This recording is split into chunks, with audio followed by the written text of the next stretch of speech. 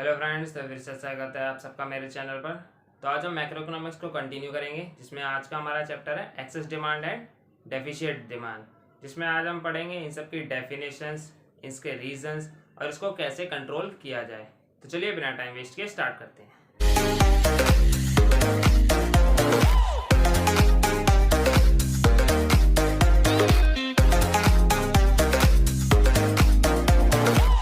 तो सबसे पहले आता है हमारा एक्सेस डिमांड।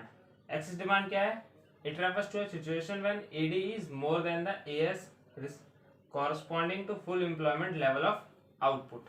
यहाँ देखो, ये हमारा full employment level of output है, जहाँ पे हमारे एडी और वाई ये हमारी क्या है, एक्सपेक्टेशन है कि यहाँ होना चाहिए, ठीक है। बट हमारा एक्चुअल क्या है, जो एडी है वो जो एक्सपेक्टेड है उससे अबव है, तो ये है हमारा excess demand corresponding to full employment level. यहाँ पे हमारा फुल एम्प्लॉयमेंट है बट यहाँ पे नहीं है, इसके ऊपर है, ठीक है।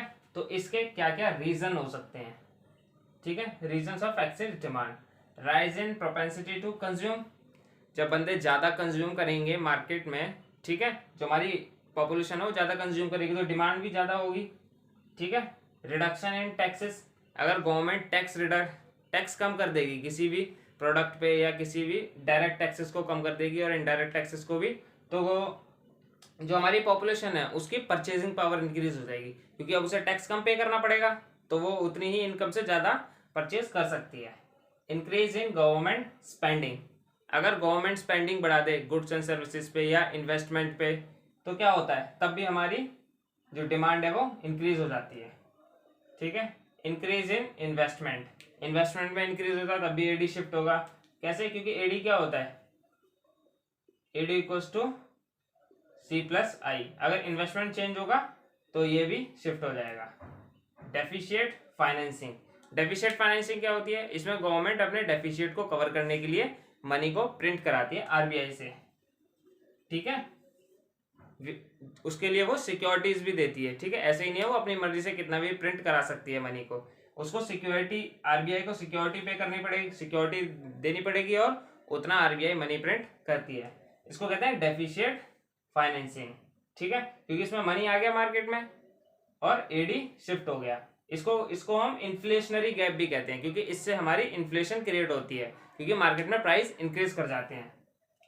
अब इसका इम्पैक्ट क्या होता है, आउटपुट पे क्या इम्पैक्ट होगा, आउटपुट पे, ठीक है, आउटपुट पे कोई इम्पैक्ट नहीं होगा, क्योंकि हमारा जो एडी है यहाँ पे एक्सपेक्टेशन यहाँ पे थी, ठीक है, बट यहाँ से ऊपर हो गया। अब इससे जो यहाँ पर है इतना तो हम प्रोड्यूस कर ही नहीं सकते हैं, क्योंकि हमारे पास लेबर नहीं है, ठीक है। एम्प्लॉयमेंट यहाँ पे फुल एम्प्लॉयमेंट पे है तो यहाँ पे हम नहीं कर सकते, क्योंकि हमारे पास लेबर ही नहीं है पहले से। हम अगर हम फुल एम्प्लॉयमेंट में हैं तो हमारा एम्प्लॉयमेंट और ज़्यादा इंक्रीज हम नहीं कर सकते, क्योंकि जीरो अनएम्प्लॉयमेंट है हमारी। प्राइस पे क्या इफेक्ट होगा, जो प्राइस है हमारा राइज होगा, ठीक है, क्योंकि हमारी डिमांड बढ़ गई है, और इसे हम कहते भी क्या है, ये इन्फ्लेशनरी गैप, ठीक है। तो ये हो गया हमारा excess demand.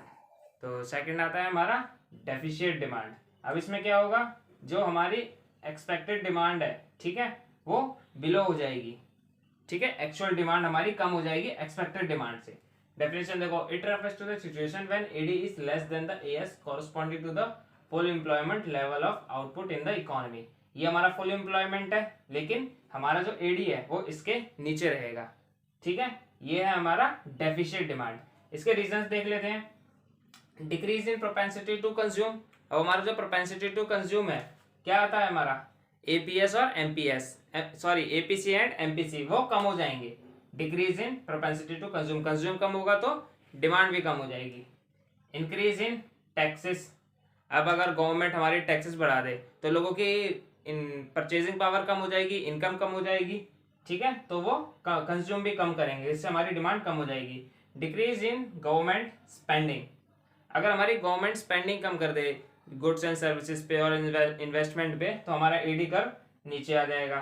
Fall in investment expenditure, अब हमारी जो बिजनेस सेक्टर है वो इन्वेस्टमेंट करना कम कर दे, ठीक है, कोई भी कारण हो सकता है, मार्केट में हमारे इन्वेस्टमेंट के लिए रेट बढ़ गए, इंटरेस्ट रेट हाई हो गए, तो हमारा जो बिजनेस सेक्टर है वो इन्वेस्टमेंट को कम कर देगा, ठीक है, तब भी हमारा एडी नीचे आ जाएगा। राइज इन इम्पोर्ट्स, अब जो इम्पोर्ट्स हैं ठीक है, इंपोर्ट्स होंगे तो मार्केट में हमारी गुड्स बढ़ जाएगी, गुड्स बढ़ जाएगी तो हमारी डिमांड कम हो जाएगी, उसे खरीदने वाले कम है। फॉल इन एक्सपोर्ट्स, ये भी सेम है। ठीक है, एक्सपोर्ट ज्यादा कर दे, एक्सपोर्ट ज्यादा हो गए हमारे अब। ठीक है,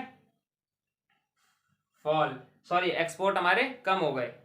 ठीक है, तो हमारे जो डोमेस्टिक मार्केट है उसमें हमारी गुड्स की डिमांड कम हो जाएगी। तो इम्पैक्ट देख लेते हैं हम कि जो हमारा डेफिसिट डिमांड है उसका इम्पैक्ट क्या होगा, आउटपुट पे क्या होगा। देखो हमारी डिमांड कम है तो फर्म्स क्या करेगी, फर्म्स डिक्रीज कर देगी प्रोडक्शन को, तो हमारा आउटपुट फॉल हो जाएगा। क्यों, क्योंकि हमारा जो इन्वेंट्री है वो राइज कर जाएगी क्योंकि हमारा एडी नीचे है।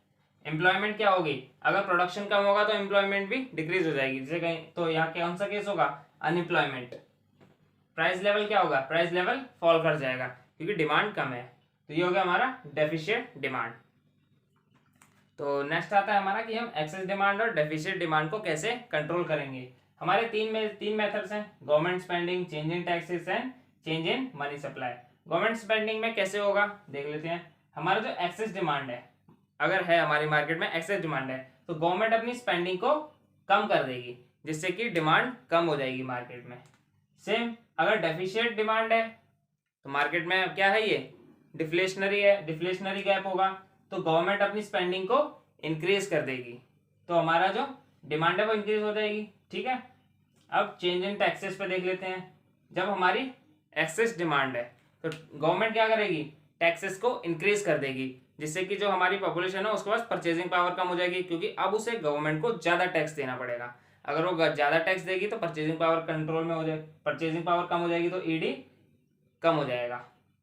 डेफिशिएंट डिमांड के केस में गवर्नमेंट जो है टैक्सेस को कम कर देगी। अगर गवर्नमेंट टैक्सेस को कम कर देगी तो अब जो हमारा मार्केट से उसको पैसा कम मिलेगा और लोगों के पास परचेजिंग पावर बढ़ जाएगी तो डेफिशिएंट डिमांड इंक्रीज हो जाएगी, सॉरी हमारी डेफिशिएंट डिमांड कम हो जाएगी।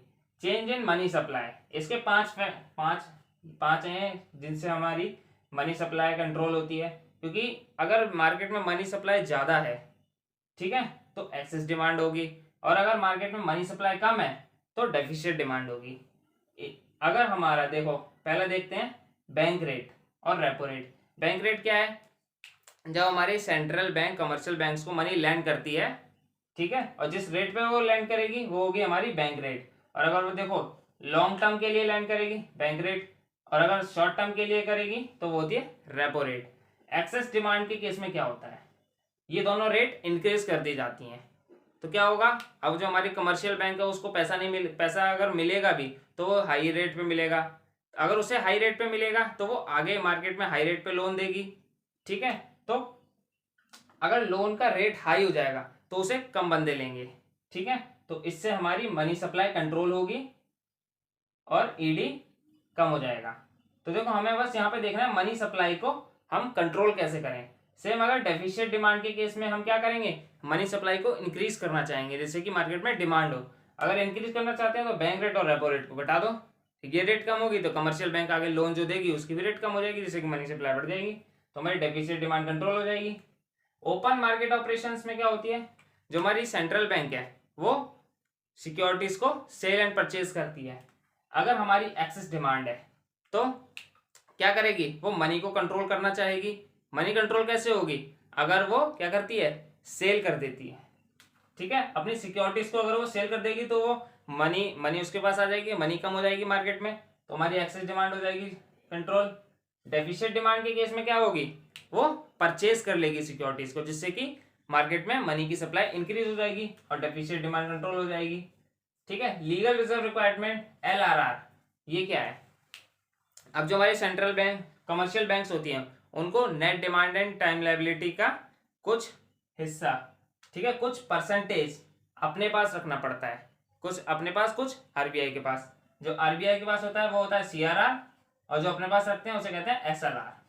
ठीक है, तो अब ऐसे हमारी सेंट्रल बैंक कंट्रोल कर सकती है। अगर एक्सेस डिमांड है तो वो LRR को इंक्रीज कर देगी। ठीक है, और जो LRR होता है वो CRR प्लस SLR होता है। ठीक है, तो यहाँ पे LRR में दोनों की बात हो जाएगी।